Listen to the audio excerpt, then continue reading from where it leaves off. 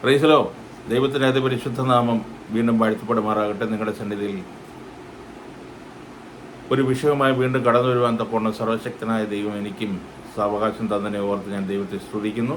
ഞാൻ വളരെ ഇമ്പോർട്ടൻ്റായ ഒരു വിഷയത്തെക്കുറിച്ചാണ് ഇന്ന് നിങ്ങളോട് സംസാരിക്കുവാൻ ഇടവരുന്നത്. ആധികാരികമായ ആ വിഷയത്തിനകത്ത് നമ്മളൊരു ഡിസ്കഷൻ അഥവാ നിങ്ങൾക്കുണ്ടാകണം. അതുപോലെ തന്നെ നിങ്ങൾ ആ വിഷയത്തെ പഠിക്കുവാൻ നിങ്ങളൊന്ന് തൽപരരാകണം. വിജ്ഞാനം വിരൽത്തുമ്പിലായ ആ കാലഘട്ടത്തിലാണ് നാം എല്ലാവരും ജീവിക്കുന്നത്.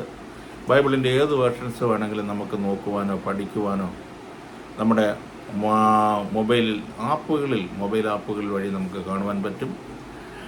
നിങ്ങൾ ആ വിഷയത്തെക്കുറിച്ച് ആധികാരികമായി പഠിക്കുക. ഞാൻ ഇന്ന് മത്തായിയുടെ സുവിശേഷം 5-ാം അധ്യായം അതിൻ്റെ 22-ാം വാക്യത്തിൽ കർത്താവിൻ്റെ ശിഷ്യന്മാരോട് പറയുന്നു, സഹോദരനോട് നിസ്സാര എന്ന് പറഞ്ഞാൽ സഹോദരനോട് കോപിച്ചാൽ അഗ്നി നരകത്തിന് യോഗ്യനാകുമെന്ന് പറയുന്നൊരു വാക്യമുണ്ട്. ഞാൻ ആ വാക്യം വായിക്കുന്നില്ല, നിങ്ങൾക്ക് വായിക്കാം.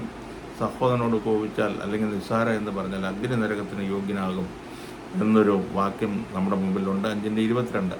അപ്പം ഒരുപാട് ഭാഗങ്ങളിൽ ഇത് പ്രതിപാദിക്കുന്നുണ്ട്. ഇത് പുതിയ നിയമത്തിൽ മാത്രമേ ഉള്ളൂ നരകം എന്നുള്ള ഒരു വാക്ക് പ്രതിപാദിക്കുന്നത്. ആ വിഷയത്തെക്കുറിച്ചാണ് ഇന്ന് ഞാൻ നിങ്ങളോട് സംസാരിക്കുന്നത്. അപ്പം നിങ്ങൾ നരകഭീതി ഇല്ലാത്തവരാരും തന്നെ ക്രൈസ്തവ ലോകത്തില്ല. ഏറെക്കുറെ മിക്കവാറും എല്ലാ മതങ്ങളും നരകത്തെക്കുറിച്ച് അവരുടെ മതത്തിൻ്റെ ചിന്തകളിൽ നമുക്ക് കാണുവാൻ സാധിക്കുന്നുണ്ട്. ഏതെല്ലാം മതങ്ങൾ അത് പറയുന്നുണ്ട്, ക്രൈസ്തവ മതം എന്താണ് പറയുന്നത്, പ്രത്യേകിച്ച് ബൈബിൾ എന്താണ് പറയുന്നത്, ആ വിഷയത്തെക്കുറിച്ച് നമുക്ക് ചിന്തിക്കാം. നരകത്തെക്കുറിച്ച് ചിന്തിച്ച് ജീവിതം നരകിപ്പിക്കുന്നവരെക്കുറിച്ചാണ് എനിക്ക് ചില വിഷയങ്ങളിലൂടെ സംസാരിക്കാനുള്ളത്. അപ്പോൾ ക്രിസ്ത്യാനിറ്റിയെക്കുറിച്ച് അവർ തന്നെ പറയുന്ന പ്രധാന കാര്യം അത് മറ്റ് മതവിശ്വാസങ്ങളെക്കാൾ ഉത്തമമായതാണ് എന്നാണ്. പൊതുവെ ഞങ്ങളെല്ലാം പ്രസംഗിക്കുന്നതും മറ്റ് മതത്തിലുള്ളവരെ ക്രൈസ്തവതയിലേക്ക് അല്ലെങ്കിൽ ക്രിസ്ത്യാനിറ്റിയിലേക്ക് കൊണ്ടുവരുന്നതും ഞങ്ങളുടെ മതം ഏറ്റവും നല്ലതാണ്, ഞങ്ങളുടെ യേശു സ്നേഹിക്കുന്നതാണ്, ഞങ്ങളുടെ യേശു സൗഖ്യമാക്കുന്നതാണ്, ഞങ്ങളുടെ യേശു സ്നേഹമാണ് എന്നൊക്കെ പറഞ്ഞ് നമ്മൾ പലരോടും സുവിശേഷം പറഞ്ഞ് ഇന്ന് മുഴുവൻ ലോകത്തിൻ്റെ വിവിധ ഭാഗങ്ങളിലെല്ലാം സുവിശേഷം എത്തുന്നത് അങ്ങനെ ഒരു കൺസെപ്റ്റിലൂടെയാണ്. അപ്പം ഞാൻ ആദ്യം പറഞ്ഞതുപോലെ ക്രിസ്ത്യാനിറ്റിയെക്കുറിച്ച് അവർ തന്നെ പറയുന്നത്, ഞങ്ങൾ തന്നെ പറയുന്ന കാര്യം അത് മറ്റു മതവിശ്വാസങ്ങളെക്കാൾ ഉത്തമമായതാണെന്നാണ്. പല സുവിശേഷ പ്രസംഗകരും ഘോരം വിളിച്ചു പോകുന്നതും സമാധാനം, സന്തോഷം, സ്വാതന്ത്ര്യം ഇതിനകത്തുണ്ടെന്നാണ്. അതുകൊണ്ട് നിങ്ങളെല്ലാവരും യേശുവിൽ വിശ്വസിച്ച് ഞങ്ങളുടെ കൂടെ ചേർന്നു എന്നാണ്. എന്നാൽ മറ്റു മതവിശ്വാസങ്ങൾ വിട്ട് ക്രിസ്ത്യാനിറ്റിയിലേക്ക് വരുന്നവർക്ക് അതിൽ നിന്നും വ്യത്യസ്തമായി എന്തെങ്കിലും നൽകാനുണ്ടോ എന്ന് നമുക്ക് ഈ സമയം നമുക്ക് പരിശോധിച്ച് നോക്കാവുന്നതാണ്. ഇപ്പം ഞാൻ ലോകത്തിലെ പ്രബലമായ മതങ്ങളിൽ ഏതെല്ലാം മതങ്ങളിൽ നരകത്തെക്കുറിച്ച് പറയുന്നുണ്ട്, സ്വർഗത്തെക്കുറിച്ച് പറയുന്നുണ്ട് എന്നുള്ള ഭാഗം നമുക്ക് നമ്മുടെ ചിന്തയിലേക്ക് കൊണ്ടുവരാം. ആദ്യം 6-ാം നൂറ്റാണ്ടിൽ, ക്രിസ്തുവിന് ശേഷം 6-ാം നൂറ്റാണ്ടിലുണ്ടായ ഇസ്ലാം മതം സ്വർഗമുണ്ട്, ഇസ്ലാം മതത്തിൽ പറയുന്നുണ്ട് നരകമുണ്ട്. ഹിന്ദു മതത്തിൽ പറയുന്നുണ്ട് സ്വർഗമുണ്ട്, നരകമുണ്ട്. അപ്പം ഞാൻ 2 മതങ്ങളുടെ കാര്യം പറഞ്ഞു. ലോകത്തിലെ പ്രബലമായ അല്ലെങ്കിൽ ഭാരതത്തിലെ പ്രബലമായ 2 മതങ്ങൾ, ലോകത്തിലെ തന്നെ പ്രബലമായ മതമാണ് ഇസ്ലാം മതം. അതിൻ്റെ സ്വർഗമുണ്ട്, നരകമുണ്ട്. അപ്പോൾ ഹിന്ദുക്കൾക്ക് അല്ലെങ്കിൽ ഹിന്ദു മതത്തിന് സ്വർഗമുണ്ട്, നരകമുണ്ട്. ക്രിസ്തു മതത്തിന് നരകമുണ്ട്, സ്വർഗമുണ്ട്. ബുദ്ധമതത്തിന് നരകമുണ്ട്, സ്വർഗമുണ്ട്. സൗരാഷ്ട്ര മതത്തിന് നരകമുണ്ട്, സ്വർഗമുണ്ട്. ജൈന മതത്തിന് സ്വർഗമുണ്ട്, നരകമുണ്ട്. അപ്പം ഞാൻ പ്രബലമായ 6 മതങ്ങളെക്കുറിച്ചിവിടെ 6 മതങ്ങളെക്കുറിച്ചിവിടെ ഞാൻ പറഞ്ഞു. അതായത് ഇസ്ലാം മതം, ഹിന്ദു മതം, ക്രിസ്തു മതം, ബുദ്ധമതം, സൗരാഷ്ട്ര മതം, അതുപോലെ തന്നെ ജൈന മതങ്ങൾ. ഇതിൽ എല്ലാം പഠിപ്പിക്കുന്നത് അത് സ്വർഗവും നരകവും ഉണ്ടെന്നുള്ള വിശ്വാസമാണ് അവർക്കെല്ലാം ഉള്ളത്.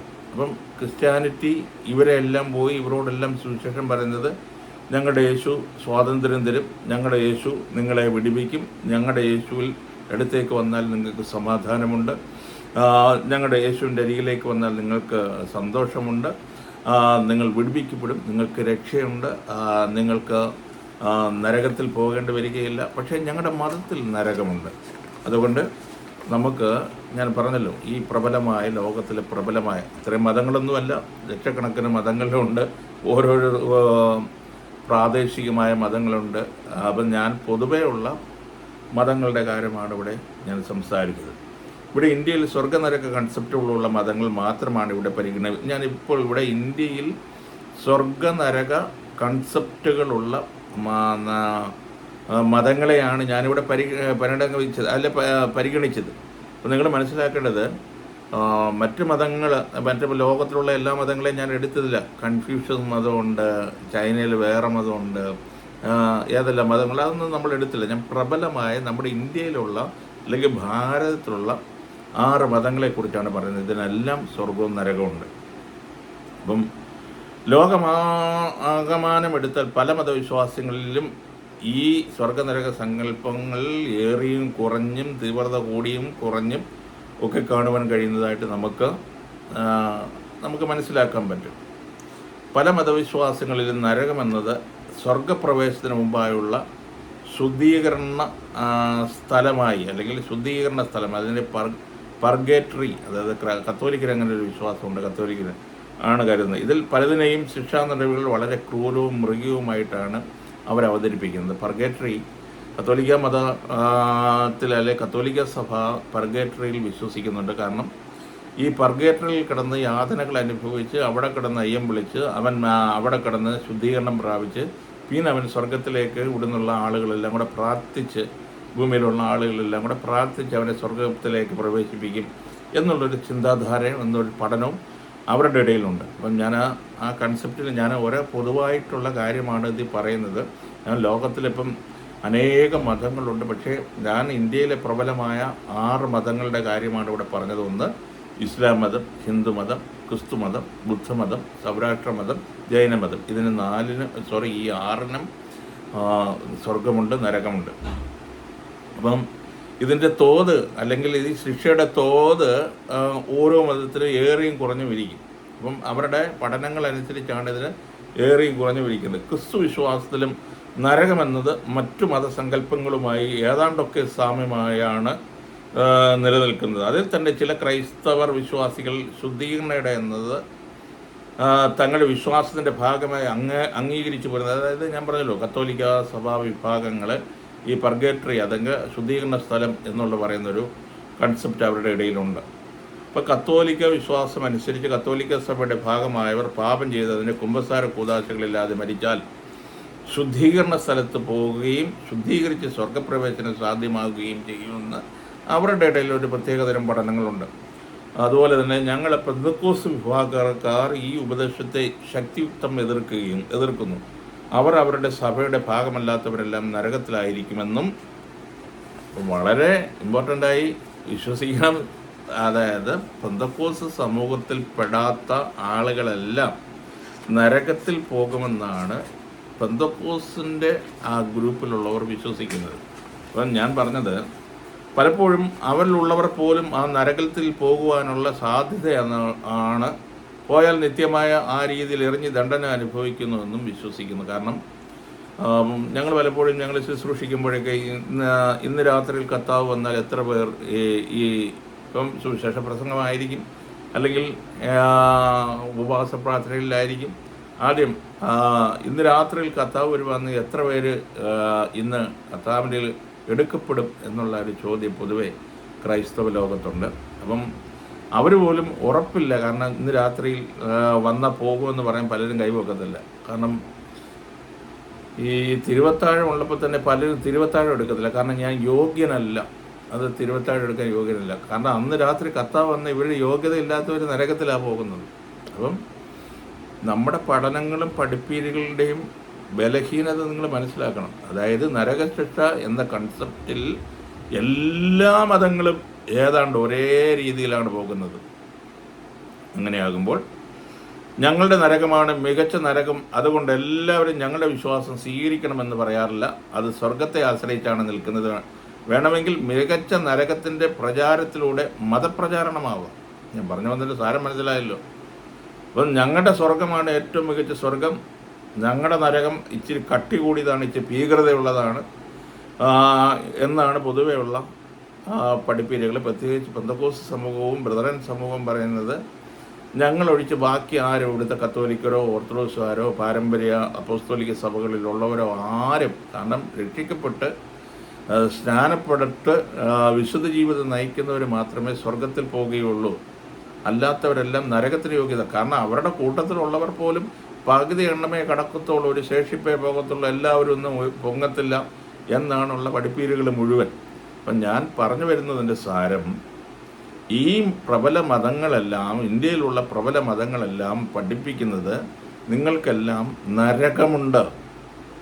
അപ്പം ക്രിസ്തീയ വിശ്വാസം അതിലേറ്റവും പ്രബലപ്പെട്ട ഒരു മതമാണ്. ഇന്ന് ലോകത്തിലെ ഏറ്റവും പ്രബലപ്പെട്ട ഒരു മതമാണ് ക്രിസ്ത്യാനികളാണ് ഏറ്റവും കൂടുതൽ ഭയപ്പെടുത്തുന്നത്, നരകം പറഞ്ഞ് ഭീതിപ്പെടുത്തുന്നതും ഭയപ്പെടുത്തുന്നതും.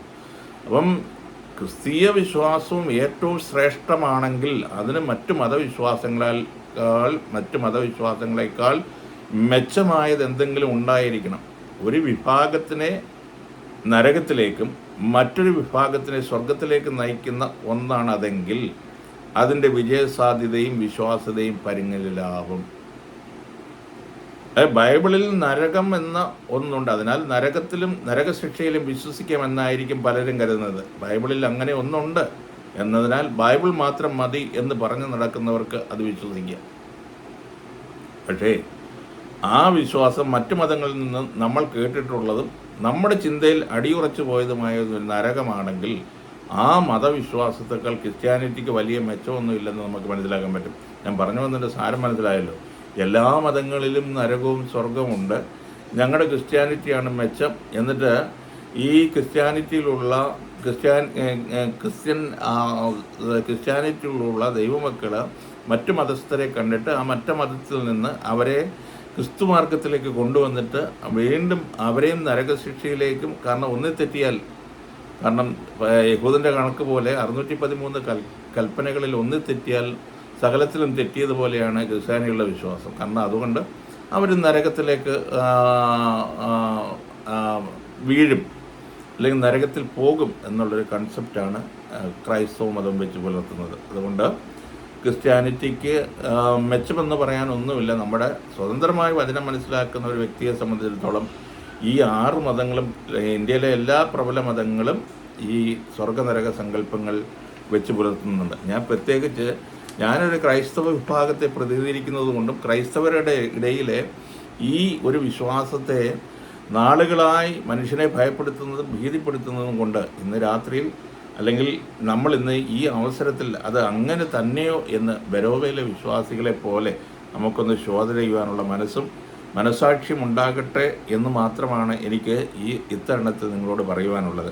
ഇപ്പോൾ ബൈബിളിൽ പറയുന്ന നരകം എന്നാണ് നാം പഠിക്കേണ്ടത്. ഒരു വിധത്തിൽ ക്രിസ്ത്യാനികൾ പറയുന്ന നരകവും മറ്റു മതങ്ങളെപ്പോലെ തന്നെ ഒരു പീഡന കേന്ദ്രം തന്നെയാണ്. ചില മതങ്ങളിൽ എണ്ണയിൽ പൊരിക്കുക, ശൂലത്തിൽ കോർക്കുക, പുഴുക്കളും പാമ്പുകളും നിറഞ്ഞ കുളത്തിൽ നീന്തിക്കുക, അങ്ങനെ മനുഷ്യനെ പീഡനത്തിന് വിധേയമാക്കുമ്പോൾ ക്രിസ്ത്യാനിറ്റികൾ പറയുന്ന നരകവും ഏതാണ്ട് അതുപോലെ തീയും പുഴുക്കളും നിറഞ്ഞൊരു സ്ഥലത്ത് പാപിയായ മനുഷ്യനെ ദണ്ഡിപ്പിക്കുന്ന ഒരിടമായി ചിത്രീകരിക്കുന്നു. ബൈബിൾ പരിശോധിച്ചാൽ യേശു കർത്താവ് പോലും നരകത്തെക്കുറിച്ച്, നരകശിക്ഷയെക്കുറിച്ചും പറഞ്ഞിട്ടുണ്ട്. കാരണം കർത്താവ് പറഞ്ഞിട്ടുണ്ട്. നമ്മൾ കള്ളത്തരം പറയാൻ പാടില്ലല്ലോ. കൃത്യമായി കർത്താവ് ഈ നരകത്തെക്കുറിച്ച് പറഞ്ഞിട്ടുണ്ട്. നരകശിക്ഷയെക്കുറിച്ചിട്ട് കർത്താവ് പലതവണ ആവർത്തിച്ച് പറഞ്ഞിട്ടുണ്ട്. അതൊന്നും നമുക്ക് മാറ്റാൻ പറ്റത്തില്ല. കർത്താവിനെ നമുക്കൊരിക്കലും കള്ളനാക്കുവാനോ കർത്താവിനെ നമുക്ക് അങ്ങനെ ചിത്രീകരിക്കാനോ പറ്റത്തില്ല. കാരണം ദൈവപുത്രനാണ്. ദൈവം ഭൂമിയിലേക്ക് ഇൻകാർണേറ്റ് ചെയ്ത് വന്ന് താൻ 33 വയസ്സ് വരെ ഭൂമിയിൽ ജീവിച്ചു. 3.5 വർഷം തൻ്റെ ശുശ്രൂഷ ചെയ്തു. ആ ശുശ്രൂഷ സമയത്തെല്ലാം കർത്താവ് നരകത്തെക്കുറിച്ച് പ്രതിപാദിച്ചിട്ടുണ്ട്. നമുക്ക് ആ വിഷയങ്ങളാണ് ഇന്ന് നമ്മൾ ചിന്തിക്കുന്നത്. നമുക്ക് അതിൻ്റെ ഒരു ഇൻട്രൊഡക്ഷൻ എന്ന രീതിയിലാണ് നിങ്ങളുടെ മുമ്പിൽ ഞാനിത് അവതരിപ്പിക്കുന്നത്. ബൈബിൾ പരിശോധിച്ചാൽ യേശു കർത്താവ് പോലും നരകത്തെക്കുറിച്ച് പറഞ്ഞിട്ടുണ്ടെന്നും നരകശിക്ഷയെക്കുറിച്ച് പറഞ്ഞിട്ടുണ്ട്. പലരും യേശുവിൻ്റെ വാക്കുകൾ വിശ്വാസയോഗ്യമായതിനാൽ നരകമെന്ന ഒരു അഗ്നിദണ്ഡന അഭൗമിക കേന്ദ്രം ഉള്ളതായി വിശ്വസിക്കുന്നു. കാരണം അത് ഭൗമിക കേന്ദ്രമല്ല, അഭൗമിക കേന്ദ്രമാണ്. കാരണം ഇൻവിസിബിൾ ആണ്.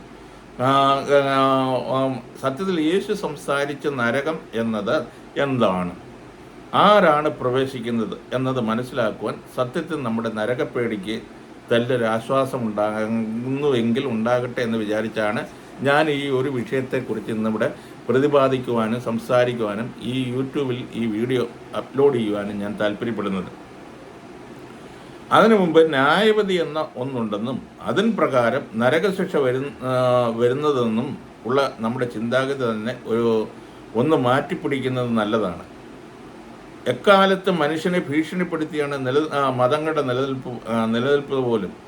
അപ്പോൾ പലരും വലിയ ന്യായവിധി വരുന്നു, അതിൽ നിന്ന് രക്ഷപ്പെടുവാൻ ഞങ്ങളുടെ കൂടെ ചേരണം, അല്ലെങ്കിൽ ഞങ്ങളുടെ കൂടെ ചേർന്നില്ലെങ്കിൽ നിങ്ങൾക്ക് നരകശിക്ഷ ഉണ്ടാവും എന്നൊക്കെ പറഞ്ഞ വലിയ ഭീഷണി മുഴക്കിയാണ് പലരെയും രക്ഷിച്ചെടുക്കുന്നത്. അപ്പം ഇതേ ഭാവത്തിൽ വന്ന് പല സഭകളെയും ആളുകളെ നിറയ്ക്കുന്നതായിട്ട്, അല്ലെങ്കിൽ സഭകളിൽ വിശ്വാസികളെ നിറയ്ക്കുന്നതായിട്ട് നമുക്ക് കാണുവാൻ സാധിക്കുന്നുണ്ട്. കാരണം ഭീതിപ്പെടുത്തി ഭയപ്പെടുത്തി മനുഷ്യൻ്റെ മസ്തിഷ്കത്തെയും അവൻ്റെ ബുദ്ധിയെയും മനസാക്ഷിയെല്ലാം പണയം വെച്ച് ഭയത്തിൻ്റെ അടിമത്തത്തിൽ കീഴിൽ ആക്കിയിട്ട് അവനെ മതത്തിൽ ചേർക്കുന്ന ചില കുതന്ത്രങ്ങളാണ് ഞാൻ പറഞ്ഞു വരുന്നതിൻ്റെ സാരം. അപ്പം സത്യത്തിൽ ആർക്കാണ് രക്ഷ വേണ്ടത്? ഏതിൽ നിന്ന് ആർക്കാണ് രക്ഷ വേണ്ടത്? ആരാണ് രക്ഷപ്പെടേണ്ടത്? ഒന്ന് സത്യസന്ധമായി നമുക്ക് മനസ്സിലാക്കുന്നത് നല്ലതാണ്. ആ വിഷയത്തെക്കുറിച്ച് ഞാൻ പിന്നീട് വേണമെങ്കിൽ സംസാരിക്കാം. ഇന്ന് നമ്മൾ നരകം എന്ന വിഷയത്തെക്കുറിച്ചായതുകൊണ്ട് അതിൽ നിലനിൽക്കുവാൻ ഞാൻ താല്പര്യപ്പെടുന്നു. യേശു കർത്താവ് നരകത്തെക്കുറിച്ച് സുവിശേഷത്തിൽ പറഞ്ഞിട്ടുള്ളിടത്തെല്ലാം ഉപയോഗിച്ചിരിക്കുന്നത് ഗഹന എന്ന വാക്കാണ്.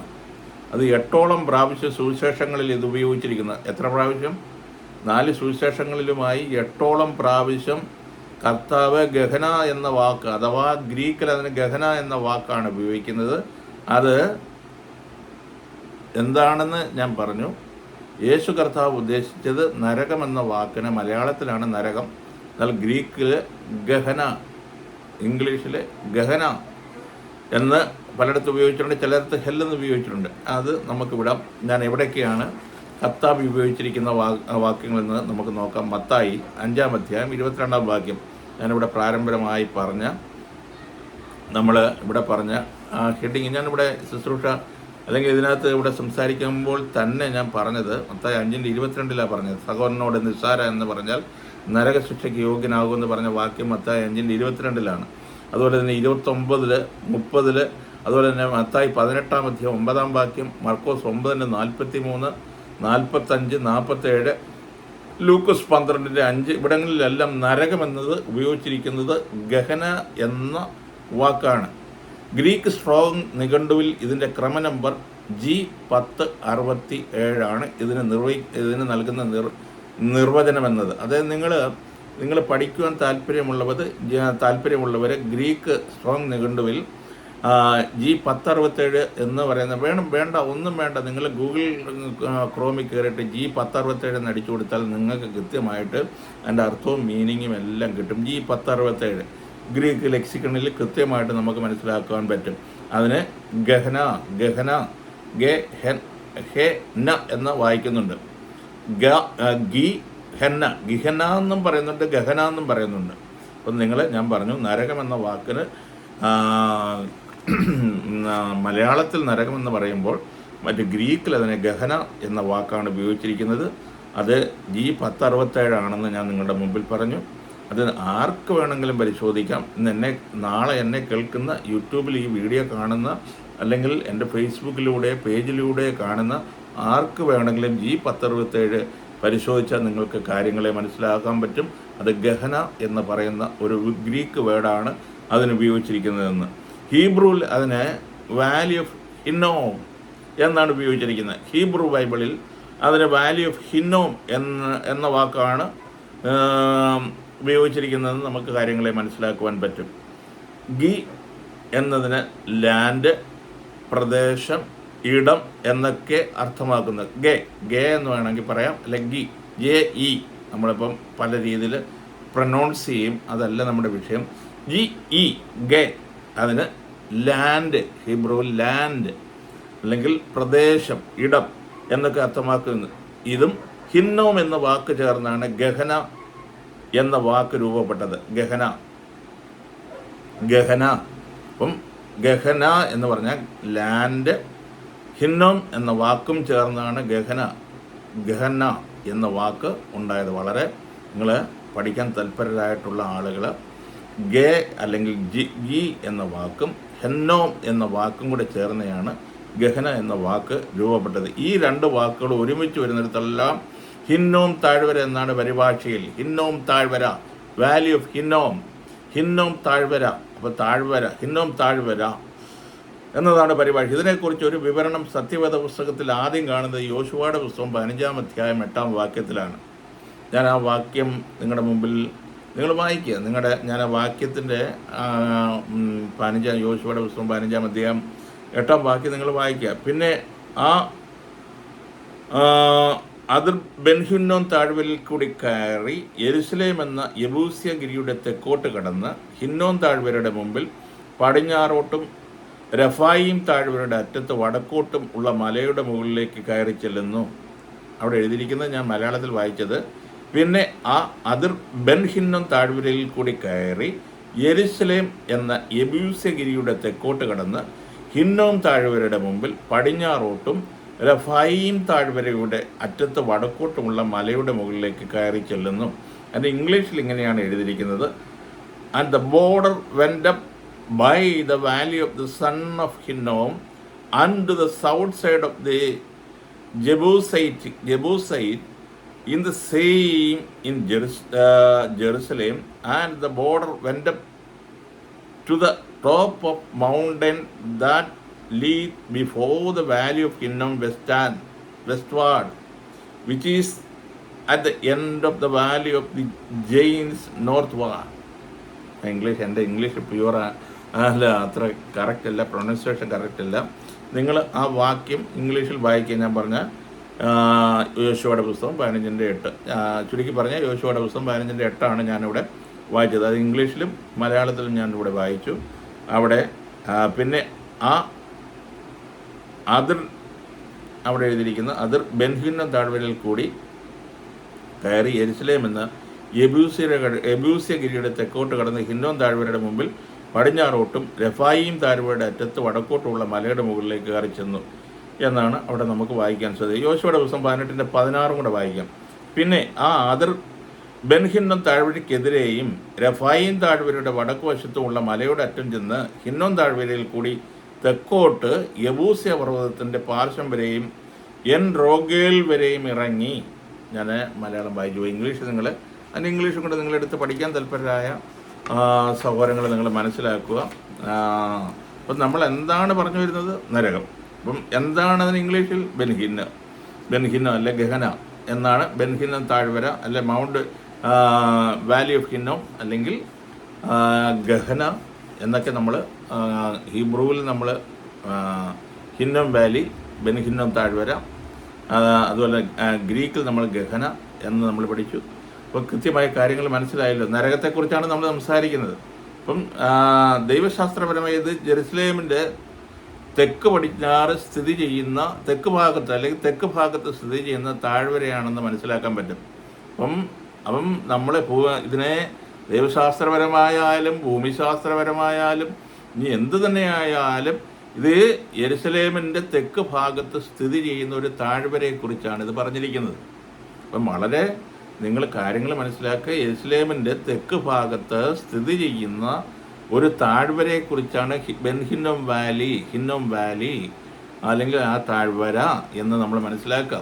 അപ്പം ഇത് യേശു പറഞ്ഞു എന്ന് വിശ്വസിച്ച് നമ്മൾ പേടിച്ചിരിക്കുന്ന അഭൗമിക നരകവുമായി ഇതിനെന്തെങ്കിലും ബന്ധം ഉണ്ടോ എന്ന് നമുക്ക് ചിന്തിക്കുന്നതിൽ തെറ്റൊന്നുമില്ലല്ലോ. നമുക്ക് ചിന്തിക്കാവുന്നേ. ഇപ്പോൾ യേശു നരകത്തെക്കുറിച്ച് പറഞ്ഞിട്ടുണ്ട്. ഇത് യേശു പറയുമ്പോൾ ഒരു അഭൗമിക നഗരമുണ്ടെന്നാണ് നമ്മുടെ എല്ലാം പഠിപ്പില്ല. കാരണം അവൻ അക്ഷരികമായ ഒരു നരകത്തെക്കുറിച്ചല്ല, അഭൗമികമായ, കാരണം ചത്തിട്ട് കൊണ്ട് ശിക്ഷ ലഭിക്കേണ്ട ഒരു പ്രദേശമാണ്. അതുകൊണ്ടാണല്ലോ മനുഷ്യൻ മരിച്ചിട്ട് ശിക്ഷ ലഭിക്കേണ്ടതിനാണ്. കാരണം അവരുടെ ആത്മാവിനെയാണ് എടുത്ത് നരകത്തിലിടുന്നതും ചാകാത്ത പുഴുവും കെടാത്ത തീയിൽ വിടുന്നത്. അതുകൊണ്ട് നമ്മൾ ചിന്തിക്കുമ്പോൾ നമ്മൾ എല്ലാ പക്ഷവും ചിന്തിക്കണം. കാരണം ഇത് ഭൗമികമാണോ അഭൗമികമാണോ, ഈ ഭൂമിയിൽ വെച്ചത് ഉള്ളതാണോ, അല്ലെങ്കിൽ ഈ നമ്മൾ മരിച്ചിട്ട് കിട്ടുന്നതാണോ എന്നൊക്കെ നമ്മൾ ചിന്തിക്കുന്നത് തെറ്റില്ലല്ലോ. നമ്മൾ പഠിക്കുകയല്ലേ. അപ്പം യേശു പറഞ്ഞതും ഇത് വിശ്വസിച്ച് നമ്മൾ പേടിച്ചിരിക്കുന്ന അഭൗമിക നഗരമായി ഇതിന് എന്തെങ്കിലും ബന്ധം എന്ന് ചിന്തിക്കുന്നുണ്ടാവാം. എന്നാൽ യേശുക്രിസ്തു നരകശിക്ഷ എന്ന് ഉദ്ദേശിച്ചത് ഈ ഹിന്നോം താഴ്വരയുമായി ബന്ധപ്പെട്ട് കിടക്കുന്നു. എൻ്റെ യേശു കർത്താവ് ഈ പറഞ്ഞ കാര്യങ്ങളെല്ലാം ഈ ബെൻഹിന്നോം താഴ്വരയുമായിട്ട് അല്ലെങ്കിൽ ഹിന്നോം താഴ്വരയുമായിട്ട് അതല്ലെങ്കിൽ ഗഹനയുമായിട്ട് ബന്ധപ്പെട്ടുള്ള കാര്യമാണെന്നാണ് നമ്മളിവിടെ പറഞ്ഞത്. അപ്പം യേശു കർത്താവും ശിഷ്യന്മാരുമൊക്കെ തന്നെ ഇസ്രായേൽ വംശത്തിലും യഹൂദ മതത്തിൻ്റെ കീഴിൽ ജനിച്ചവരായിരുന്നു. അല്ലെന്ന് ആർക്കെങ്കിലും നിഷേധിക്കാൻ പറ്റും ഇവിടുത്തെ പാസ്റ്റർമാർക്ക്, അല്ലെങ്കിൽ ഇവിടുത്തെ സഭാ സമൂഹങ്ങൾക്ക് നിഷേധിക്കാൻ പറ്റും? ഇവിടുത്തെ അപ്പോസ്തോലിക സഭകളാണല്ലോ, അല്ലെങ്കിൽ കത്തോലിക്ക സഭകളാണല്ലോ പർഗേറ്ററി ഉണ്ടെന്ന് പറയുന്നത്. അതെങ്കിൽ എന്താണ്, അവരെ പർഗേറ്ററിയിൽ ഇട്ടിട്ട് അവിടെ ഇട്ട് പൊരിച്ചിട്ട് അവരെ നന്നാക്കി എടുത്തിട്ട് വീണ്ടും സ്വർഗത്തിൽ കയറ്റുന്ന ആളുകളാണെന്നല്ലോ നിങ്ങൾ. അപ്പോൾ നിങ്ങൾ പറയാൻ പറ്റുമോ? കാരണം യേശു കർത്താവും ശിഷ്യന്മാരും ഒക്കെ തന്നെ ഇസ്രായേൽ വംശത്തിലും യഹൂദ മതത്തിലും കീഴിൽ ജനിച്ചവരല്ലെന്ന് നിങ്ങൾക്ക് ആർക്കെങ്കിലും പറയാൻ പറ്റുന്നവർ പറയാം. ആരും തന്നെ കാണുമെന്ന് എനിക്ക് വിശ്വാസമില്ല. എല്ലാവരും അങ്ങനെ തന്നെയായിരിക്കും വിശ്വസിക്കുന്നത്. കാരണം ഇനി പുതിയ എന്തെങ്കിലും ഉണ്ടോയെന്ന് എനിക്കറിയത്തില്ല. ഇപ്പം ജോസഫ് പൊന്നാരെ പോലെയുള്ള ഏതെങ്കിലും പുതിയ കൾട്ടുകളുണ്ടോ എന്ന് എനിക്കറിയത്തില്ല. ഇനിയിപ്പം എനിക്ക് അതിനെപ്പറ്റി നമ്മൾ ചിന്തിക്കേണ്ട കാര്യമില്ലല്ലോ. അപ്പോൾ അവരുടെ വിശുദ്ധ തിരുവഴുത്തിനെക്കുറിച്ച് നല്ല അറിവുള്ളവരും അവരുടേതായ ചരിത്രവും പിതാക്കന്മാരെക്കുറിച്ചും പ്രവാചകന്മാരെക്കുറിച്ച് അവരുടെ എഴുത്തുകളും വളരെ ഹൃദ്യസ്ഥമാക്കിയിരുന്ന ആ സമൂഹത്തിലാണ് കർത്താവ് ഇത് അവതരിപ്പിച്ചത്. അവരുടെ ചരിത്രത്തിൽ തന്നെ വന്ന വീഴ്ചകളും അതിന് ദൈവം നൽകി എന്നവർ വിശ്വസിക്കുന്ന ന്യായവിധികളും അതിൻ്റെ ഭീകരതയെക്കുറിച്ച് തികഞ്ഞ ബോധ്യമുള്ളവരായിരുന്നു യഹൂദൻ മതത്തിന് കീഴിലുള്ളവർ. അല്ലെങ്കിൽ യേശു വന്ന് ജനിക്കപ്പെട്ട അല്ലെങ്കിൽ യേശു യഹൂദയിൽ നിന്ന് യേശു ജനിച്ചു, അല്ലെങ്കിൽ യഹൂദ ഗോത്രത്തിലെ സിംഹമായി താൻ ഭൂമിയിലേക്ക് വന്നു. അപ്പം അവരുടെ താൻ ജനിച്ച ആ സമൂഹം എന്ന യഹൂദന്മാർ അവർക്കെല്ലാം ഈ മേൽപ്പറഞ്ഞ കാര്യങ്ങൾക്കെല്ലാം കൃത്യമായ പഠനങ്ങളും ബോധമുള്ളവരായിരുന്നു. കാരണം സാധാരണക്കാരല്ലേ, യഹൂദനെ സംബന്ധിച്ചിടത്തോളം ഏത് കാലത്തിലും ബുദ്ധിയിലൊട്ടും കുറഞ്ഞവരല്ല അവർ സ്പെഷ്യൽ കേസാണ് അവരെക്കുറിച്ച് ഞാൻ പ്രത്യേകിച്ചൊന്നും പറയേണ്ട കാര്യമില്ല. എന്ന് പറഞ്ഞാൽ നമുക്ക് ബുദ്ധിയില്ലെന്നല്ല. അപ്പം ഞാൻ പറഞ്ഞു വന്നതിൻ്റെ സാരം, അപ്പം അവരുടെ ചരിത്രത്തിൽ തന്നെ വന്ന വീഴ്ചകളും അതിന് ദൈവം നൽകി എന്നവർ വിശ്വസിക്കുന്ന ന്യായവിധികളും അതിൻ്റെ ഭീകരതയെക്കുറിച്ചും തികഞ്ഞ ബോധ്യമുള്ളവരായിരുന്നു. അവർ യേശു കർത്താവ് അവരോട് സംസാരിക്കുമ്പോൾ ഈ വിഷയങ്ങൾ പലപ്പോഴും അവരെ ഓർമ്മിപ്പിച്ചു കൊണ്ടാണ് സംസാരിച്ചിട്ടുള്ളത്. പ്രവാചകന്മാരുടെയും അവരുടെ എഴുത്തുകളെയും മുൻകാല ചരിത്രത്തിൽ അവരുടെ അനുഭവങ്ങളെയും ഇപ്രകാരം യേശു കർത്താവ് അവരെ ഓർമ്മിപ്പിക്കാറുണ്ടായിരുന്നു. അപ്പം അത്തരത്തിലുള്ള ഓർമ്മപ്പെടുത്തൽ കൂടിയായിരുന്നു യേശു ക്രിസ്തു യഹൂദർക്ക് മുന്നറിയിപ്പായി നൽകിയ നരകമെന്നത്, അല്ലെങ്കിൽ ഗഹന, ബെൻഹിന്നോം താഴ്വര എന്നതൊക്കെ. അപ്പം ഇസ്രായേൽ ചരിത്രത്തിൽ ഇതിനു മുമ്പ് ഗഹനയുടെ ചിത്രം തെളിയുന്നത് അതിനു മുമ്പുണ്ടായ ഒരു വലിയ ന്യായവിധിയുമായി ബന്ധപ്പെട്ടാണ്. അത് ഇരമ്യാവിൻ്റെ പുസ്തകം 19-ാം അധ്യായം ഇപ്രകാരം ഇസ്രായേലിനെ നേരിടുന്ന ഒരു വലിയ ന്യായവിധിയുടെ വിവരണം അവിടെ കാണുന്നുണ്ട്. നമുക്ക് ഇരമ്യാവിൻ്റെ പുസ്തകം 19-ാം അധ്യായത്തിൽ അവിടെ വിവരിക്കുന്ന ബെൻഹിന്നോം താഴ്വര എന്നതും ഗി അല്ലെങ്കിൽ ഗേ എന്ന വാക്കും ചേർത്താണ് പുതിയ നിയമത്തിൽ കർത്താവ് ഹിന്നോം താഴ്വരയെ ഗഹന എന്ന് സൂചിപ്പിക്കുന്നത്. ഭൂമിശാസ്ത്രപരമായി ഇത് യെരുശലേമിൻ്റെ തെക്ക് ഭാഗത്തായിരുന്നു എന്ന് ഞാൻ നേരത്തെ അവിടെ പ്രസ്താവിച്ചു. വീണ്ടും അത് ആവർത്തന വ്യക്തത ഉണ്ടാവും. യെരുശലേമിൻ്റെ തെക്ക് ഭാഗത്ത് സ്ഥിതി ചെയ്യുന്ന ഒരു താഴ്വരയാണ് ഹിന്നോം താഴ്വര അല്ലെങ്കിൽ ഗഹന എന്നൊക്കെ വിളിക്കുന്നത്. അപ്പം യെരമ്യാവ് 19:2 ഇങ്ങനെയാണ് അത് വായിക്കുന്നത്: ഹർസീദ് അല്ലെങ്കിൽ ഓട്ടുനുറുക് വാതിലിൻ്റെ പുറമെയുള്ള ബെൻഹിന്നോം താഴ്വരയിൽ ചെന്ന് ഞാൻ നിന്നോട് അരുളി ചെയ്യുന്ന വാക്കുകളെ അവിടെ പ്രസ്താവിച്ച് പറയേണ്ടത്. ഇവിടെ അക്കാലത്ത് ബെൻഹിന്നോം താഴ്വരയിൽ ചെന്ന് ന്യായവിധിയെക്കുറിച്ച് പറയാൻ പ്രവാചകൻ അരുളപ്പാടുണ്ടാകുന്നു. കാരണം എന്തെന്നാൽ ഈ ഹിന്നോം താഴ്വരയിൽ വലിയ രീതിയിലുള്ള അന്യദേവ ആരാധനയും വഷളത്തരങ്ങളും നിലനിരുന്നതെന്നും കുഞ്ഞുങ്ങളെ ബാലിന് വേണ്ടി അഗ്നിദഹനം നടത്തിയിരുന്നതുമായ പ്രദേശമായി വിവരിക്കുന്ന ഇരമ്യാവ് 7-ാം അധ്യായം 31-32 വാക്യങ്ങളിൽ ഇതിനെക്കുറിച്ച് പ്രതിപാദിക്കുന്നുണ്ട്. ഇത് ജെറുസലേം ദേവാലയത്തിന് സമീപവും പരിധിക്കടുത്തായി ആണ് എന്നാണ് സൂചന. അപ്പം ജെറുസലേം ദേവാലയത്തിനടുത്താണിത്, നഗരപരിധിക്കടുത്താണ് ഈ ഹിന്നോം താഴ്വര എന്ന് പറയുന്നത്. അപ്പം അതിനെ പിന്നീട് കുലത്താഴ്വര എന്നും വിളിക്കപ്പെടും. കുലത്താഴ്വര അത് എന്ന് പ്രവാചകവാക്യം ഇരമ്യാവ് 19:6 നമ്മൾ കാണുന്നുണ്ട്. അപ്പം നരകശിക്ഷ എന്നത് ഒരു മരണയോഗ്യമായ ഒരു ശിക്ഷയാണെന്നാണ് ഞാൻ പറഞ്ഞു വരുന്നതിൻ്റെ സാരം. അപ്പം ഇതിനെ ശിക്ഷയായും രണ്ടാം മരണം എന്നതുമായും ബൈബിളിൽ സൂചന കാണുന്ന വെളിപ്പാട് 20:14 ഇതിനെ രണ്ടാം മരണം എന്നൊക്കെ നമ്മൾ സൂചിപ്പിക്കുന്നുണ്ട്. യിരെമ്യാവ് 19:7 ഈ സ്ഥലത്ത് വെച്ച് വലിയ രീതിയിലുള്ള ദൈവിക ന്യായവിധി ഉണ്ടാകുന്നതായി കാണാം. അങ്ങനെ ഞാൻ ഈ സ്ഥലത്ത് വെച്ച് യഹൂദയെയും യെരുശലേമിൻ്റെയും ആലോചന നിഷ്ഫലമാക്കും. ഞാൻ അവരെ ശത്രുക്കളുടെ മുമ്പിൽ വാൾ കൊണ്ടും അവർക്ക് പ്രാണഹാനി വരുത്തുവാൻ നോക്കുന്നവരുടെ കൈകൊണ്ടും വീഴുമാറാക്കും. അവരുടെ ശവങ്ങളെ ആകാശത്തിലെ പക്ഷികൾക്കും കാട്ടിലെ മൃഗങ്ങൾക്കും ഇരയാക്കി കൊടുക്കുകയും ചെയ്യും. എവിടെ? ഈ ബെൻഹിന്നോം താഴ്വരയിൽ വെച്ച്. അതെങ്ങനെ? യിരെമ്യാ 19:7 ഈ സ്ഥലത്ത് വെച്ച് വലിയ രീതിയിലുള്ള ദൈവിക ന്യായവിധി ഉണ്ടാകുന്നതാണ് അവിടെ കാണുന്നത്. ഇത് യെരുശലേം നഗരത്തിലേക്ക് ബാബിലോണിയ അധിനിവേശം BC 586 സമയത്ത് അക്ഷരാർത്ഥത്തിൽ സംഭവിച്ചിരിക്കാം. സമാനമായ വിവരണങ്ങൾ വെളിപ്പാട് പുസ്തകത്തിലും ന്യായവിധിയുടെ വിവരണ സമയത്ത് കാണുവാൻ കഴിയും. വെളിപ്പാട് 19:18 അത് കാണുന്നുണ്ട്. വെളിപ്പാട് പുസ്തകത്തിൻ്റെ രചനാശൈലി ആഴത്തിൽ പഠിച്ചാൽ പഴയ നിയമ പ്രവാചക എഴുത്തുകളുടെ ഒരു ശൈലിയും പലപ്പോഴും അതേ പല പ്രയോഗങ്ങളും സംഭവങ്ങളുടെ വിവരണ സാമ്യതയും കാണുവാൻ കഴിയും. അപ്പം യേശു കർത്താവ് ന്യായവിധി അഥവാ നരകശിക്ഷ എന്നതിനെ വിവരിക്കുവാൻ സമാനമായ പഴയ നിയമ പ്രവചന ശൈലിയും അതേ സംഭവങ്ങളെ എടുത്ത് പറഞ്ഞിരിക്കുന്നു എന്നേയുള്ളൂ. അതുപോലെ ഇതിനകത്ത് നമ്മൾ മനസ്സിലാക്കേണ്ടത് ഇതിനകത്തുള്ള വ്യത്യാസം ഭാഷാപരമായും കാലദൈർഘ്യം കൊണ്ടുള്ള മാറ്റം ബെൻഹിന്നോം താഴ്വരയ്ക്കുണ്ടായി എന്നത് മാത്രമാണ്. യേശു കർത്താവ് സംസാരിച്ചത് അധികവും അരാമിക് ഭാഷയിലാണെന്ന് നമുക്കറിയാം. അപ്പം ഗലീലിയൻ ശൈലിയാണ്, അതുകൊണ്ടുണ്ടായ ഉച്ചാരണ വ്യത്യാസം മാത്രമേ ഉണ്ടായിരുന്നുള്ളൂ. സംഗതി ഒന്ന് തന്നെയാണ്. ബാബിലോൺ അധിനിവേശ സമയത്ത് വാചകം പോലെ വലിയ രീതിയിലുള്ള നശിപ്പിക്കൽ ബെൻഹിന്നോം താഴ്വരയിൽ ഉണ്ടായിരിക്കണം. മറ്റു ചരിത്ര തെളിവുകൾ പരിശോധിക്കേണ്ടതുണ്ട്. ആയതിനാൽ വീണ്ടും ഒരു അധിനിവേശം റോമാ സാമ്രാജ്യത്തിൻ്റെ ആക്രമണത്തോടുകൂടി ജെറുസലേം നഗരത്തിനും ദേവാലയത്തിനും നേരിടേണ്ടി വരുമെന്നും അതിന് പ്രകാരം നൂറ്റാണ്ടുകൾക്ക് മുമ്പുണ്ടായ അതേ ന്യായവിധി ഹിന്നോം താഴ്വരയിലോ അതിന് സമാനമായ മറ്റു രീതിയിലോ ഉണ്ടാവുമെന്നും അതിൽ നിന്നും രക്ഷപ്പെടുവാനും ആണ് യേശു കർത്താവിൻ്റെ വിവരണം. ഇപ്പം ഞാൻ പറഞ്ഞല്ലോ, പഴയ നിയമത്തിൽ യെരെമ്യാവിൻ്റെ പുസ്തകങ്ങളിലും പ്രവാചക പുസ്തകങ്ങളിലൊക്കെയും യെരുശലേമിലും ആ സമൂഹത്തിന് വന്ന ന്യായവിധിയെക്കുറിച്ച് വിവരിക്കുന്നുണ്ട്.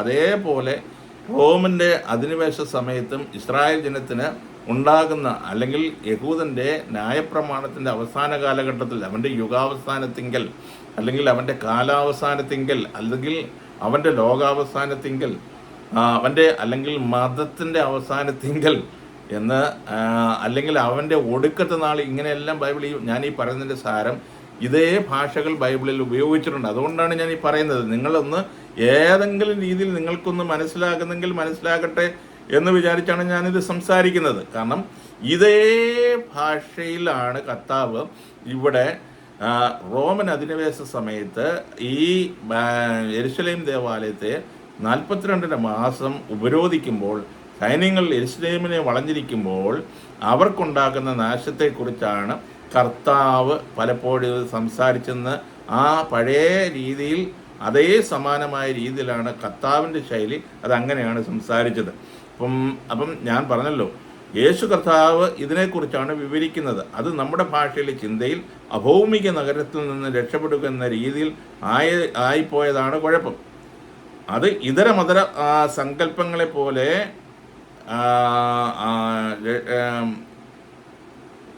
ആകുകയോ അല്ലെങ്കിൽ അപ്രകാരമാക്കി തീർക്കുകയോ ചെയ്തതിൽ നമ്മുടെ പല ബൈബിൾ ട്രാൻസ്ലേഷനും നരകപ്രേമികളായ മറ്റ് മതനേതാക്കൾക്കും കൾട്ട് പ്രസ്ഥാനങ്ങൾക്കും വലിയ പങ്കുണ്ട്. യേശു പറഞ്ഞത് ബെൻഹിന്നോം താഴ്വരയിൽ അഥവാ ഗഹനയിൽ പോയി വെട്ടിനുറക്കപ്പെട്ട് അഗ്നിക്കിരയാകുന്നതിന് പകരം തൻ്റെ ഉപദേശം സ്വീകരിച്ച് യഹൂദ മതത്തിൽ നിന്ന് പുറത്തു വരിക എന്നത് മാത്രമായിരുന്നു. കാരണം വരുവാനുള്ള ഗഹനയിലെ മരണത്തിൽ നിന്നും യഹൂദർക്ക് രക്ഷപ്പെടണമെങ്കിൽ യേശുക്രിസ്തുവിൽ വിശ്വസിച്ച് യഹൂദ മതത്തിൽ നിന്നും പുറത്തേക്ക് വരേണ്ടത് യഹൂദർക്ക് ആവശ്യമായിരുന്നു.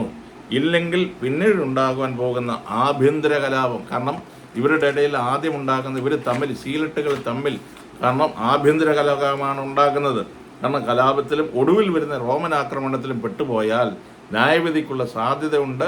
അത് ഗഹനയിൽ ബെൻഹിന്നോം എന്ന് ബ്രാക്കറ്റിൽ ഞാൻ പറയുന്നത്, ഗഹന എന്ന് പറഞ്ഞാൽ ബെൻഹിന്നോം, തന്നെ ആവണമെന്ന് നിർബന്ധമില്ലെങ്കിലും ന്യായവിധിയെ സൂചിപ്പിക്കുവാൻ മുൻകാല ചരിത്രത്തിൻ്റെ അടിസ്ഥാനത്തിൽ യിരെമ്യാവ് 19 അടിസ്ഥാനത്തിൽ, അതായത് ഏറ്റവും നല്ല പ്രയോഗം എന്നതിനാൽ ആണ് യേശു കർത്താവ് അത് ഉദ്ധരിച്ചത്. അപ്പം AD 70 യഹൂദ ദേവാലയത്തിൻ്റെ നാശം സമ്പൂർണ്ണമാകുകയും ജെറുസലേം നഗരത്തിൻ്റെ വലിയ തോതിലുള്ള കൊലപാതക പരമ്പരകൾ അരങ്ങേറിയതായി ചരിത്രം പറഞ്ഞ ജോസിഫസിൻ്റെയും ടാസിറ്റസിൻ്റെയും അതുപോലെ സൂഡോ ചരിത്രകാരന്മാരുടെയും ഒക്കെ ചരിത്രം കൃത്യമായി എഴുതി വെച്ചിട്ടുണ്ട്. ബാർ ഓഫ് ദി ജ്യൂസിനകത്ത് കൃത്യമായി ഈ കാര്യങ്ങളെല്ലാം എഴുതി വെച്ചിട്ടുണ്ട്.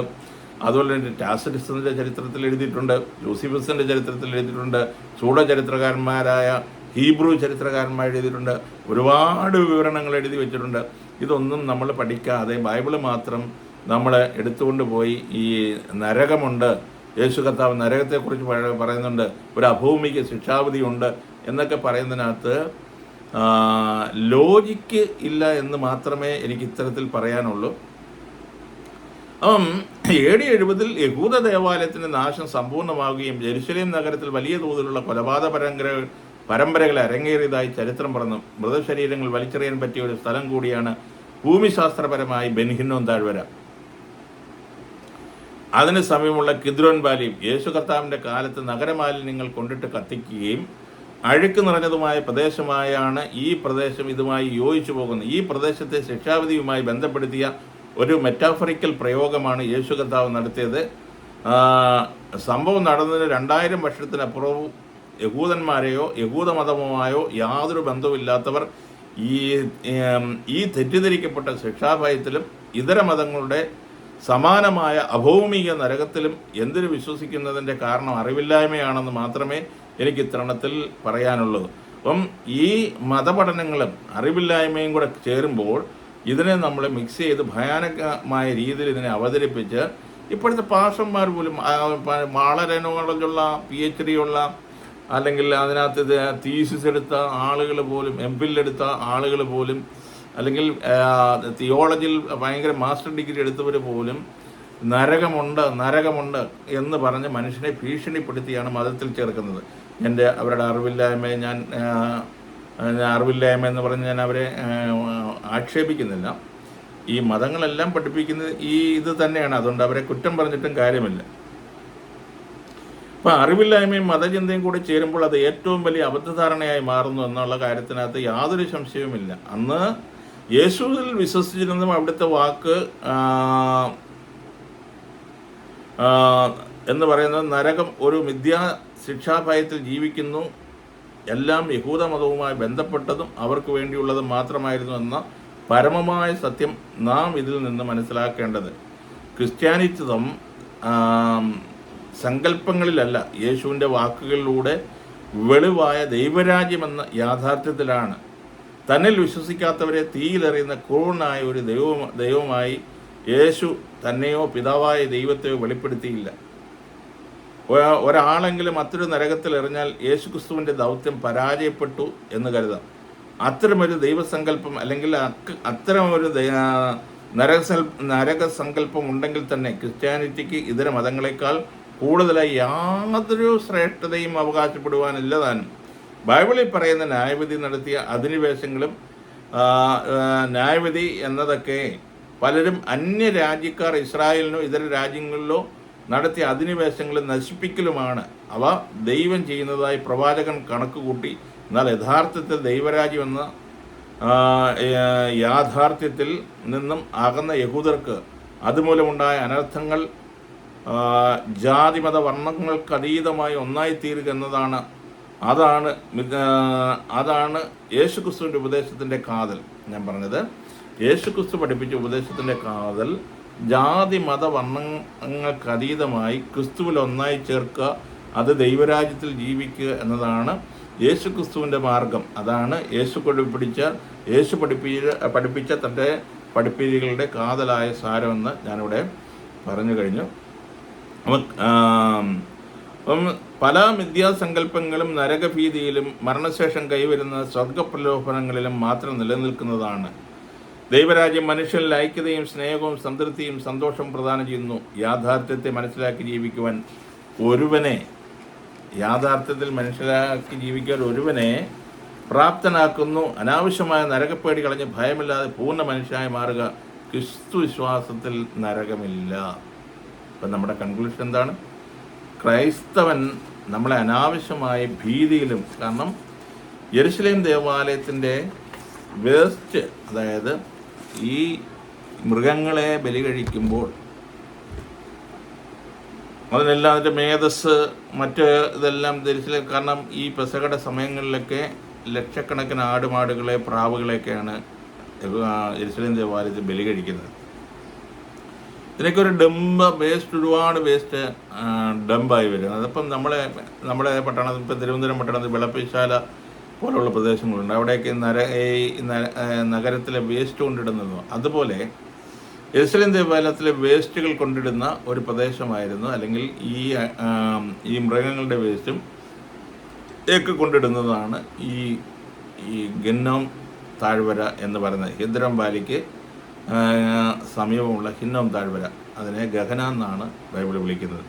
അപ്പം അത് യെരുശലേം ദേവാലയത്തിൻ്റെ തെക്ക് പടിഞ്ഞാറായിട്ട് സ്ഥിതി ചെയ്യുന്ന ഒരു താഴ്വരയാണ്. അത് ഇന്നും മനോഹരമായ, ഇന്നിപ്പം അവിടെ വേസ്റ്റൊന്നും ഇടുന്നില്ല, ഇന്ന് മനോഹരമായ ഒരു ഭൂപ്രദേശമാണ്.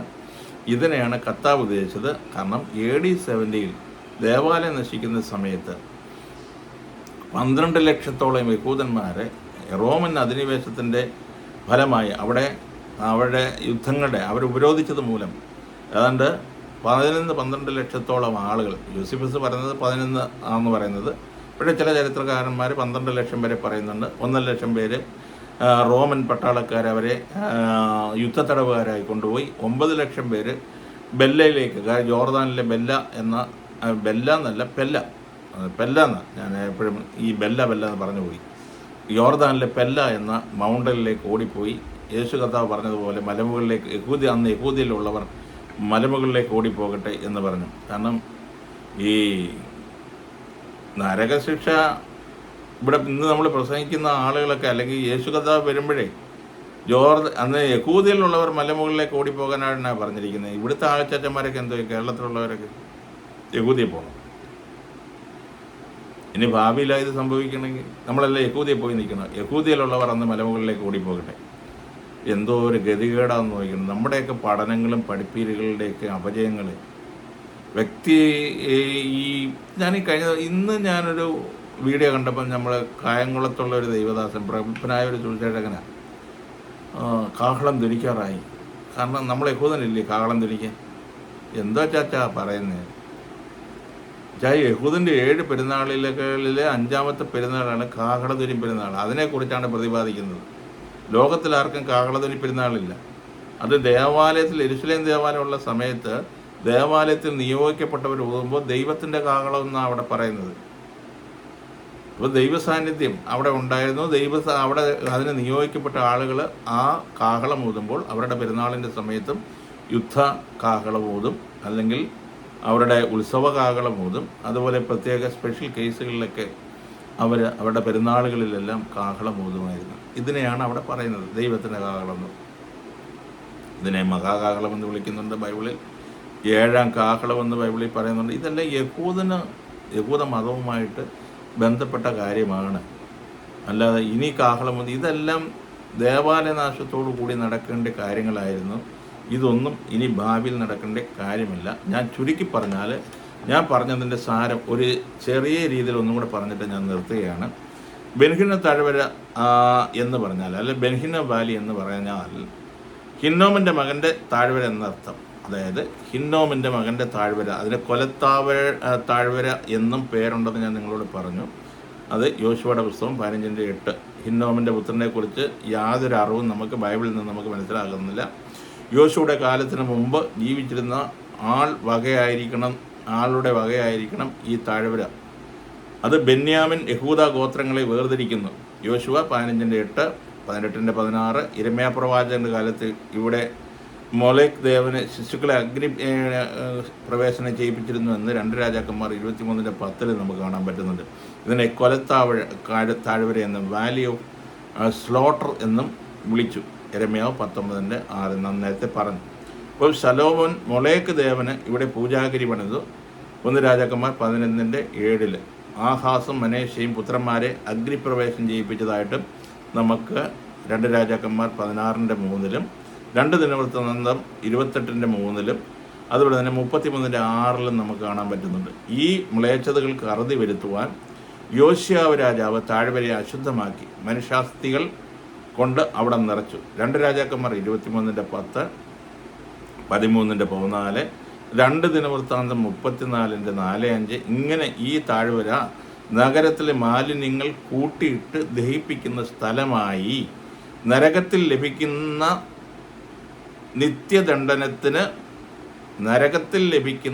നിത്യദണ്ഡനത്തിന് പ്രതീകമായി തീർന്നു. ഹിന്നോം താഴ്വര എന്നർത്ഥമുള്ള ഗഹന അല്ലെങ്കിൽ ഗഹനോം എന്ന എബ്രായ പദത്തിനെ വിവർത്തനം ചെയ്ത് നരകത്തിൻ്റെ പേരായ ഗ്രീക്കിൽ ഉപയോഗിച്ചു. ക്രിസ്തു 11 പ്രാവശ്യം മത്തായി 5:22 29 30 10:28 18:9 23:5 33 മർക്കോസ് 9:43 35 47 ലൂക്കോസ് 12:5 യാക്കോബ് ഒരു പ്രാവശ്യം ഉപയോഗിച്ചിട്ടുണ്ട് 3:6. ഈ വാക്ക് ഉപയോഗിച്ച് ഇതിനെ നരകമെന്ന് പറഞ്ഞ് മനുഷ്യനെ ഭയപ്പെടുന്നത് മതഭ്രാന്തെന്ന് മാത്രമേ എനിക്ക് ഇത്തരത്തിൽ പറയാനുള്ളൂ. അപ്പം എന്താണ് ഞാൻ പറഞ്ഞു വന്നത്? അപ്പം യേശു കർത്താവ് എന്താ ഉദ്ദേശിച്ചത്? ഈ ബെൻഹിന്നം വാലിക്ക് യെരുശലേം ദേവാലയത്തിലെ വേസ്റ്റ് കത്തിക്കുന്ന ഒരിടമായിരുന്നു. അപ്പം ഇത് യഹൂദനെ ഇത് അഭിസംബോധന ചെയ്യുമ്പോൾ, യഹൂദനോട് ഇത് പറയുമ്പോൾ അവർക്ക് വരാൻ പോകുന്ന, കാരണം അവരോട് പറയുന്നു, കർത്താവ് തന്നെ പറഞ്ഞു, ഞാൻ ഭൂമിയിൽ തീയിടുവാൻ വന്നിരിക്കുന്നു, അതിപ്പോഴേ കത്തിയിരുന്നെങ്കിൽ കൊള്ളാമായിരുന്നു. യേശുവിന് മുന്നോടിയായി വന്ന ആരാണ്? യോഹന്നാൻ മരുഭൂമിയിൽ വിളിച്ചു പറഞ്ഞ, എൻ്റെ പിറകാലെ ഒരുവൻ വരുന്നുണ്ട്, അവൻ്റെ ചെരുപ്പിൻ്റെ കുനിഞ്ഞഴിപ്പാൻ ഞാൻ യോഗ്യനല്ല, അവൻ തീയിലും പരിശുദ്ധാത്മാവ് കൊണ്ടും തീ കൊണ്ട് സ്നാനം കഴിപ്പിക്കും. അപ്പം തീ കൊണ്ട് സ്നാനം കഴിപ്പിച്ചത് എപ്പോഴാണ്? ഇവരെ യഹൂദ സമൂഹത്തെ തീ കൊണ്ടുള്ള സ്നാനമായിരുന്നു. ഇന്ന് ഇവാഞ്ചലിസം ബൈ ഫയർ എന്നൊക്കെ പറഞ്ഞ അച്ചാച്ചന്മാർ നടക്കുന്നുണ്ട്. കാരണം യഹൂദൻ്റെ മേലുള്ള ന്യായവിധിയെക്കുറിച്ചാണ് അത് പറഞ്ഞത്. ഇവാഞ്ചലിസം ബൈ ഫയർ എന്നൊക്കെ പറഞ്ഞ് റെയ്നഡ് ബോങ്കയൊക്കെ ഇവിടെ വന്നു. അന്ന് മരുപ്പച്ച പോലുള്ള പത്രങ്ങളിലൊക്കെ അതിനെ വിമർശിച്ചെഴുതിയിട്ടുണ്ട്. അവരറിഞ്ഞോ അറിയാതെയോ ആണോ എഴുതിയെന്ന് എനിക്കറിയത്തില്ല.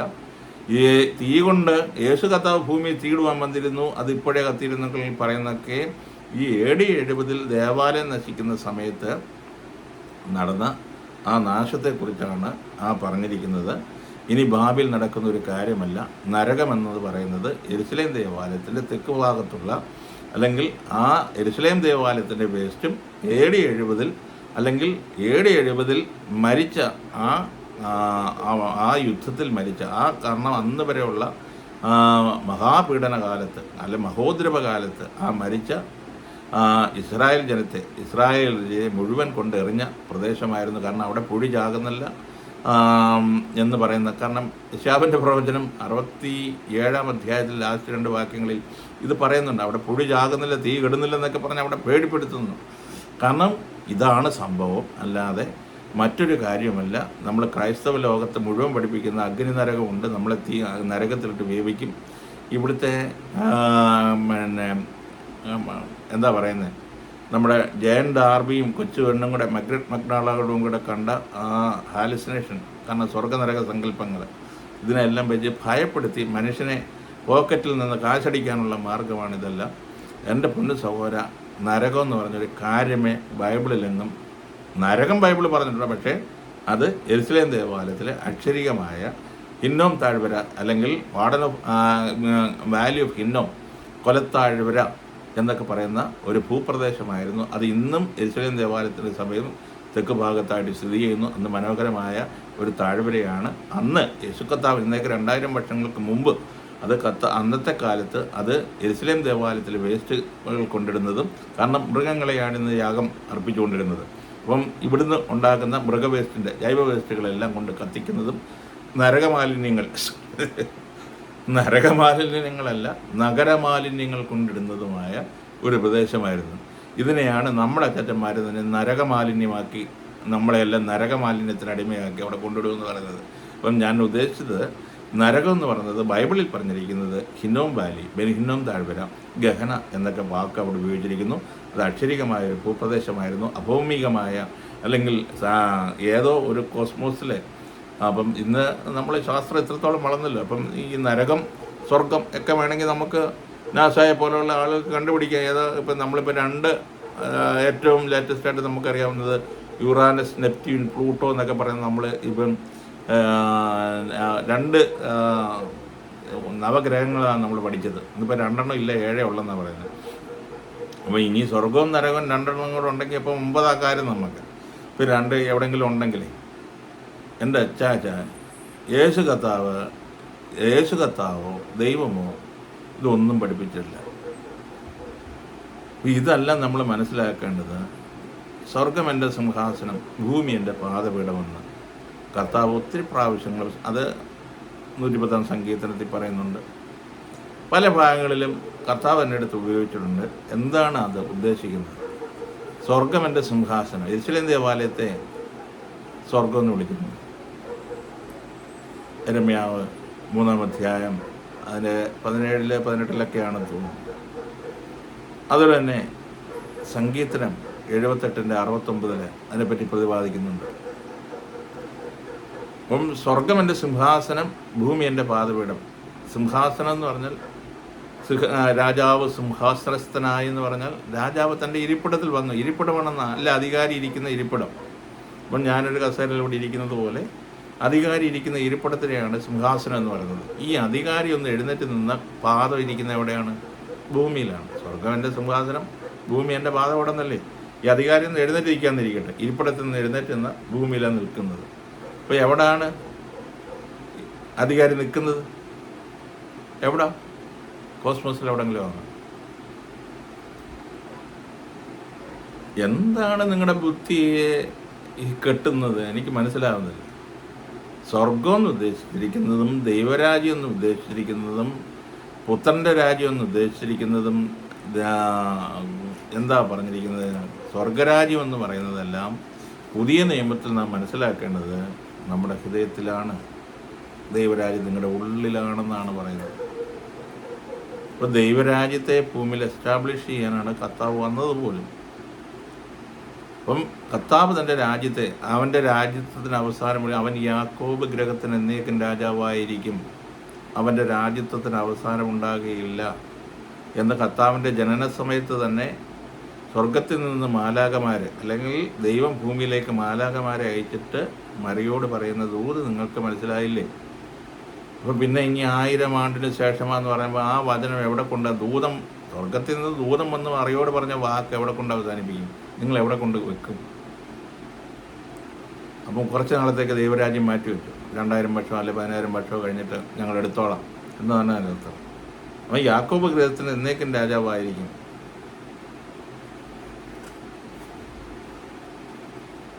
അപ്പം ദൈവം നിങ്ങളെ അനുഗ്രഹിക്കട്ടെ.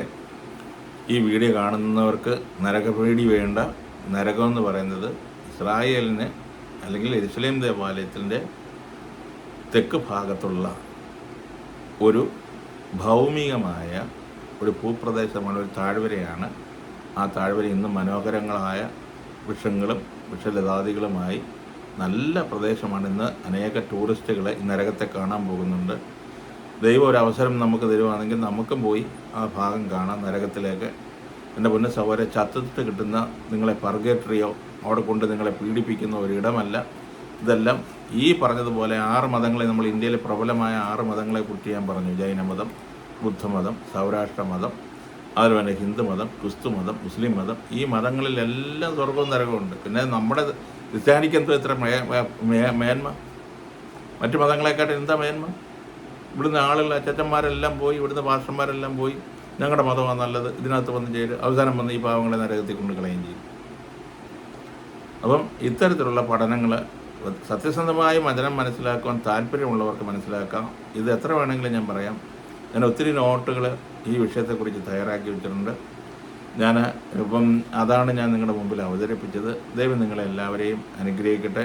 ഈ വിഷയത്തിന് നമുക്ക് ഒരു ഡിബേറ്റിനോ ചർച്ചയ്ക്കോ ബൈബിൾ സംബന്ധമായ ഈ നരകം എന്ന വിഷയത്തെക്കുറിച്ച്, കഴിഞ്ഞ ദിവസം ജാതികൾ എന്നൊരു വിഷയത്തെക്കുറിച്ച് ഞാൻ സംസാരിച്ചു. അനേകരുടെ കണ്ണുകൾ തുറക്കുവാൻ ഇടവന്നു. പലരും ഞാൻ അതിനകത്ത് എൻ്റെ ടങ് സ്ലിപ്പ് ഉണ്ടായിട്ടുണ്ട്, നിങ്ങൾ എന്നോട് ക്ഷമിക്കണം. ഞാൻ പറഞ്ഞത് ജെനസിസ് 48:17 മുതൽ 19 വരെയുള്ള വാക്യങ്ങൾക്ക് പകരം ഞാൻ 47 എന്ന് പറഞ്ഞു. എൻ്റെ തെറ്റിപ്പോയതാണ്. 17 പറയാൻ വന്നത് 47 പോയി. I am very sorry. നിങ്ങൾ ഈ വീഡിയോ കണ്ടിന്യൂസ് ആയിട്ട് കാണുന്നെങ്കിൽ ജെനസിസ് 17 മുതൽ 19 വരെയുള്ള വാക്യങ്ങളാണ് അവിടെ പറഞ്ഞിരിക്കുന്നത്. യോസഫിൻ്റെ മക്കളെ യാക്കോബ് കരം വെച്ച് അനുഗ്രഹിക്കുമ്പോൾ, കൈവണങ്ങി വെച്ച് അനുഗ്രഹിക്കുമ്പോൾ ജോസഫിനോട് പറയുന്നതാണ് ഇവൻ വലിയൊരു ജോസഫിൻ്റെ ഇളയവനോട് പറയുന്നത് ഇവൻ വലിയൊരു ജനസമൂഹമായി മാറും. കാരണം multitude of nation, fullness of Nations എന്നൊക്കെ പറയുന്നത് ഇത് തന്നെയാണ് ജാതികളുടെ പൂർണ്ണസംഖ്യ. ഇതിനെയാണ് മലയാളത്തിൽ ജാതികളുടെ പൂർണ്ണസംഖ്യ എന്ന് എഴുതിയിരിക്കുന്നത്. വലിയ ജനസമൂഹമായി മാറും. ഇതാണ് ഇസ്രായേലിന് അംശമായ കാഠിന്യം സംഭവിച്ചിരിക്കുന്നത്. ജാതികളുടെ പൂർണ്ണസംഖ്യ ചേരുവോളം ഇസ്രായേലിന് അംശമായ കാഠിന്യം സംഭവിച്ചിരിക്കുന്നു എന്ന് റോമാലേഖനം 11:26 പറയുന്നത്. കാരണം അവിടെ ഉപയോഗിച്ചിരിക്കുന്ന വാക്ക് ഞാൻ നേരത്തെ അവിടെ തന്നെ സൂചിപ്പിച്ചിട്ടുണ്ട്. നിങ്ങളത് മനസ്സിലാക്കുക. അതിൻ്റെ ഗ്രീക്ക് വേർഡും ഹീബ്രു വേർഡും നമുക്ക് കയറി പഠിക്കുക. അതിനകത്ത് കാര്യങ്ങളെ മനസ്സിലാക്കുക. അത് ഇനിയും സംഭവിക്കേണ്ട കാര്യമില്ല. ഇന്ന് ലോകം മുഴുവൻ പോയി പറയുന്ന സുവിശേഷം ഇൻവാലിഡാണ്, ഔട്ട്ഡേറ്റഡാണ്, ഇറവലൻ്റാണ്. കാരണം 1-ാം നൂറ്റാണ്ടിൽ ലോകം മുഴുവൻ സുവിശേഷം എത്തിയെന്ന് കൃത്യമായി കൊലോസ് ലേഖനം 1:6 അതേ കൊലോസ് ലേഖനം 1:23 പറയുന്നുണ്ട്. അതുപോലെ തന്നെ റോമാലേഖനത്തിൽ പൗലോസ് തന്നെ പറയുന്നുണ്ട്, ഞാൻ ഇല്ലൂര ദേശം മുതൽ മക്കദോന്യ മുതൽ ഇല്ലൂര ദേശം വരെ ഞാൻ ക്രിസ്തുവിൻ്റെ സുവിശേഷത്തെ പൂരിപ്പിച്ചു എന്ന് പറയുന്നുണ്ട്. റോമാലേഖനം 1:8 പറയുന്നുണ്ട് ലോകം മുഴുവൻ സുവിശേഷം എത്തിയെന്ന്. അപ്പം ഇന്ന് നമ്മുടെ അച്ചാച്ചന്മാർ ലോകം മുഴുവൻ സുവിശേഷം പറയാൻ നടക്കുകയാണ്.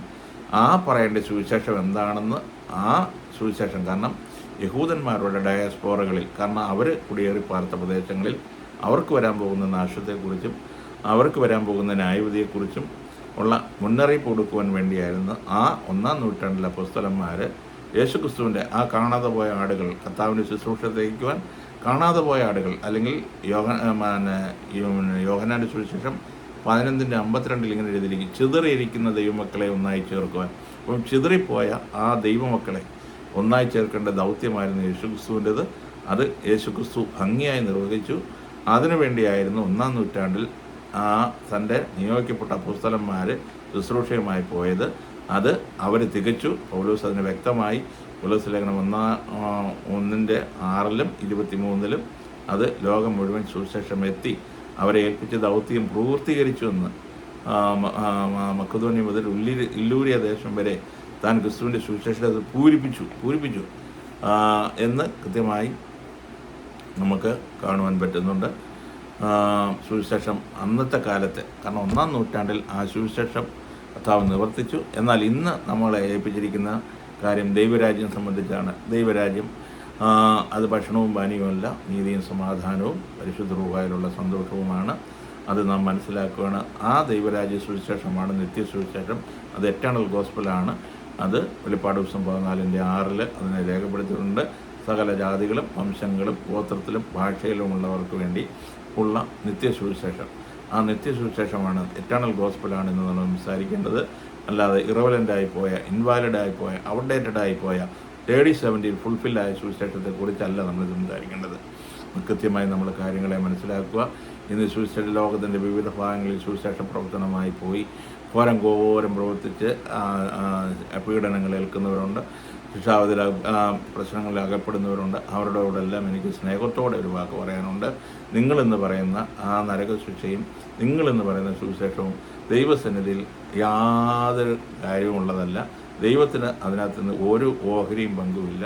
പിന്നെ നമ്മുടെ മതത്തിൽ ചേർത്ത് നിങ്ങൾ കരയും കടലും കടന്ന് നമ്മുടെ മതത്തിൽ ചേർന്നിട്ട് ഇരട്ടി നരകത്തിന് യോഗ്യരാക്കുമെന്ന് കർത്താവ് തന്നെ പറഞ്ഞു. കാരണം അന്നത്തെ മതാനുസാരികൾ ഒരുപാടെണ്ണം ഈ വയലൻറ്റിൻ്റെ സമയത്ത് ചത്തുപോയിട്ടുണ്ട്. അത് ഉദ്ദേശിച്ചാണ് കർത്താവ് പറഞ്ഞത്. കാരണം ഈ മതത്തിന് കീഴിലുള്ളവർക്കെല്ലാം അവരുടെ പെസഹായിലും അതുപോലെ തന്നെ പെന്തക്കോസ്തിയിലൊക്കെ അവിടെ കൂടി വന്നു. കാരണം 3.5 വർഷം അവിടെ വിരോധമായിരുന്നു. കാരണം ഈ 3.5 വർഷത്തെ അവർ ഈ ദേവാലയത്തിന് ഒരു പെരുന്നാളിൻ്റെ സമയത്താണിത് ഈ വിരോധം സംഭവിക്കുന്നത്. ഈ 3.5 വർഷം അവർ പുറത്തിറങ്ങിയില്ല. കാരണം ഇതിൻ്റെ ദേവാലയത്തിൻ്റെ വാതിലുകളെല്ലാം അടച്ചു. കാരണം അവരുടെ ഭക്ഷണങ്ങളെല്ലാം അവർക്കുള്ള എല്ലാം നശിപ്പിച്ചു കളഞ്ഞു. കാരണം അവർ അതിനെയൊക്കെ ചരിത്രത്തിലുണ്ട്. ദൈവമെന്ന് നടിച്ചുകൊണ്ട് അന്നത്തെ മഹാപുരോഹിതന്മാരും ഈ സീലട്ടുകളും തമ്മിൽ ഭയങ്കര പ്രശ്നങ്ങളുണ്ടായിരുന്നു. ആ സീലെട്ടുകളെ പറ്റിയൊക്കെ നമുക്ക് പിന്നീട് നമുക്ക് ദൈവം അനുവദിക്കുന്നുവെങ്കിൽ നമുക്ക് സംസാരിക്കാം. സർവശക്തനായ ദൈവം ഈ രാത്രി ദൈവം എല്ലാവരെയും അനുഗ്രഹിക്കട്ടെ. ഏതാണ്ട് 1 മണിക്കൂറാകാൻ പോകുന്നു. നരകത്തിൻ്റെ ഭയം വിട്ട് നിങ്ങൾ സ്വർഗത്തിൻ്റെ സന്തോഷം വിട്ട് ദൈവരാജ്യത്തിൽ ജീവിക്കുക, ദൈവരാജ്യത്തിൽ സന്തോഷം അനുഭവിക്കുക എന്ന് മാത്രം പറഞ്ഞുകൊണ്ട് എൻ്റെ വാക്കുകളിലൂടെ അവസാനിപ്പിക്കുന്നു. ദൈവം എല്ലാവരെയും അനുഗ്രഹിക്കുമാറാകട്ടെ. God bless you.